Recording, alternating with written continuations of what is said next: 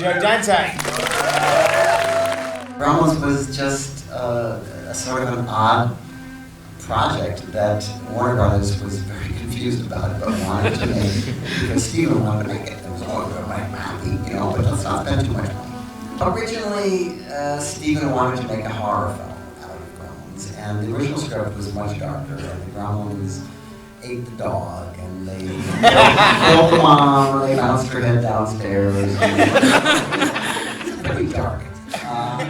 This particular picture turned out to be a little bit more graphic than I think we expected, and because of the microwave scene and things like that, and there were complaints from parents, and part of it was because the ad for Gremlins was the same color and sort of style as the ad for E.T. So the idea was that people brought their kids to Gremlins thinking it was going to be Sonic E.T. And the first half of the movie is Sonic E.T., but the second half of the movie is, you know, E.T. gets eaten by monsters. So. Getting a PG rating, so before the PG-13 has come about, did you have problems with the MPAA in terms of getting this? Because it's kind of amazing to think that that's a PG film. The thing about Gremlins was the MPAA decided that because of Gremlins and Indiana Jones 2, in which a heart is ripped out, the cacophony of complaints from angry parents led them to say, well, this can't just be a PG anymore, it's got to be PG-13. So they created, these two movies together created the PG-13. This is a movie that was made by people who lived in an underground city underneath the sets. All the sets were built on stilts. And all the puppets and puppeteering was done from underground with these wires and animatronics. And the puppeteers had these monitors underneath the sets, which were flipped because we're all used to looking at ourselves in mirrors, so that's the way that you can manipulate a puppet. Whereas today, you know, everybody says, well, if you made Gizmo, if you made Gremlins again, of course it would all be CGI.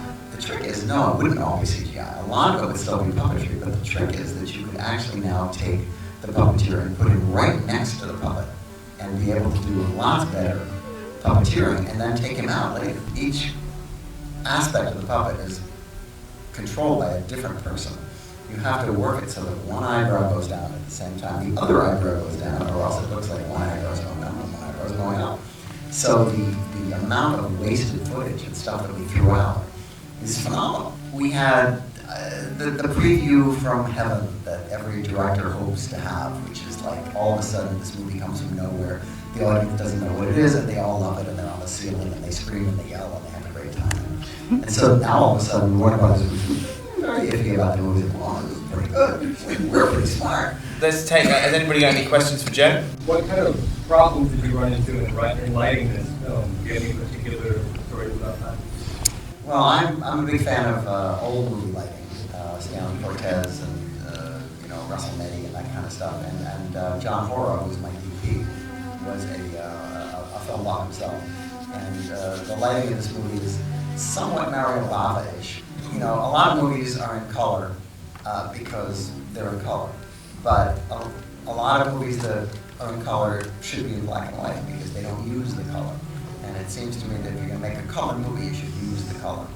And in this case, the color sort of defines some of the characters. Yes, this man.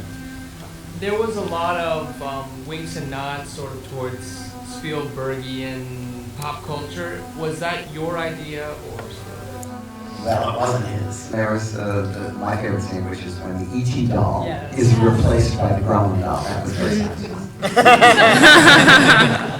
Let's have one last burning question.